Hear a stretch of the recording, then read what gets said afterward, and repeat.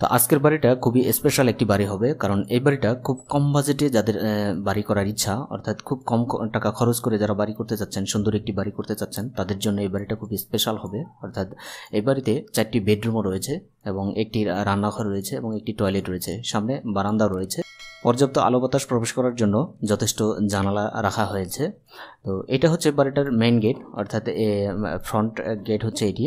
এই গেট দিয়ে বাড়ির ভিতরে প্রবেশ করতে হবে এবং বের হতে হবে, এবং এখানে বারান্দার গ্রিল ব্যবহার করা হয়েছে এবং নিচে হাফ ওয়াল করা হয়েছে। তো বাড়িতে প্রবেশ করার সামনে একটি সিঁড়িও ব্যবহার করা হয়েছে। সিঁড়িটা হচ্ছে 3টা ধাপের, প্রতিটা ধাপ হচ্ছে 6 ইঞ্চি করে।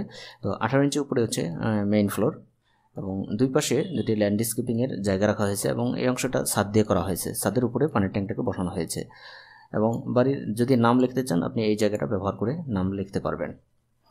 তো আমরা বাড়িটা যদি উপর থেকে দেখি ঠিক এরকম দেখা যাবে, এরকম হবে উপর থেকে দেখলে। তো এবার আমরা বাড়িটার উপরে চাল এবং ছাদ সরিয়ে ভিতরের ইন্টেরিয়র রুমের লেআউট প্রজেকশন দেখে নেব। তো এই মেন গেট দিয়ে ঢুকে আমরা এই ভিতরে প্রবেশ করব। ভিতরে এখানে ড্রয়িং ডাইনিং স্পেস রয়েছে। তো এইখান থেকে আমরা বিভিন্ন রুমে যেতে পারবো। দেখুন 4টি বেডরুম রয়েছে 4 কোণারে। তো বাম পাশে গেলে আমরা এখানে একটা বেডরুম পাবো। এই বেডরুমের সাইজ আমরা ফ্লোর প্ল্যান থেকে জেনে নেব। তো এই বেডরুমে দেখুন 2টি জানালা রয়েছে দুই পাশে, তো পর্যাপ্ত আলো বাতাস প্রবেশ করবে এই বেডরুমের ভিতরে। এবং এই কোণারে 2টি জানালা রয়েছে, এটিও একটি বেডরুম। তো এই রুমেও পর্যাপ্ত আলো বাতাস প্রবেশ করতে পারবে, এবং এটি হচ্ছে বেডরুমের জন্য ডোর, এবং এটি হচ্ছে কিচেন অর্থাৎ রান্নাঘর এই বাড়িটার জন্য। তো কিচেনটা রাখা হয়েছে ড্রয়িং ডাইনিং স্পেসের পাশাপাশি, এবং এটি হচ্ছে কমন টয়লেট এই পুরো বাড়ির জন্য। এবং এই পাশে 2টি বেডরুম রয়েছে। এই কর্নারে এই বেডরুমেও 2টি জানালা রয়েছে দুই পাশে, এবং এই কর্নারে এই বেডরুমেও 2টি জানালা রয়েছে দুই পাশে, এবং এই অংশটা বারান্দা হিসেবে রাখা হয়েছে। আপনি চাইলে এটাকে ড্রয়িং ডাইনিং স্পেসও বলতে পারেন। তো এখানে গ্রিল রাখা হয়েছে, গ্রিল দিয়ে বন্ধ করে দেওয়া হয়েছে, এবং এটা হচ্ছে মেইন ডোর। তো এবার 2টি ফ্লোর প্ল্যান দেখব। প্রত্যেকটা রুমের সাইজ আমরা ফ্লোর প্ল্যান থেকে দেখব। তো এটা হচ্ছে বাড়িটার 2টি ফ্লোর প্ল্যান। তো এখানে দেখুন এই বাড়িটার জায়গার পরিমাণ হচ্ছে 643 স্কোয়ার ফিট, এবং শতকে হচ্ছে 1.48 শতক, অর্থাৎ প্রায় 1.5 শতক জায়গা রয়েছে, এবং কাঠায় হচ্ছে 0.89 কাঠা। খুবই অল্প পরিমাণ জায়গার ভিতরে বাড়িটি ডিজাইন করা হয়েছে।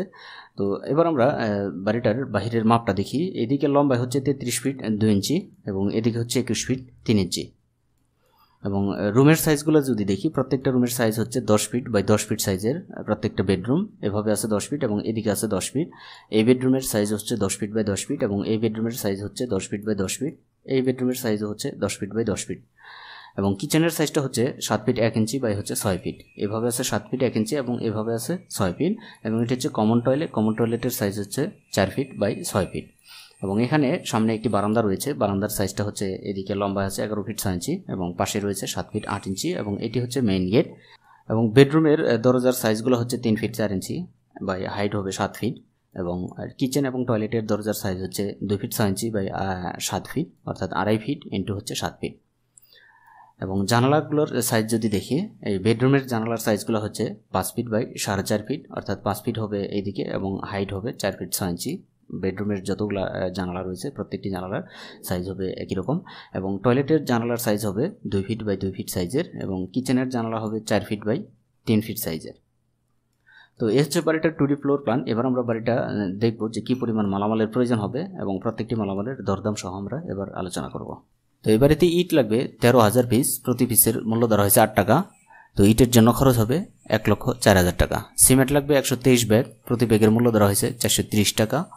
সিমেন্টের জন্য খরচ হবে 52,890 টাকা। লোকাল বালি লাগবে 618 সিএফটি। প্রতি সিএফটির মূল্য ধরা হয়েছে 20 টাকা।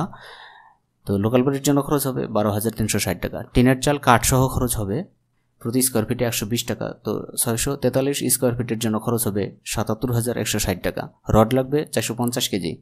প্রতি কেজির মূল্য ধরা হয়েছে 70 টাকা। তো রডের জন্য খরচ হবে 31,500 টাকা।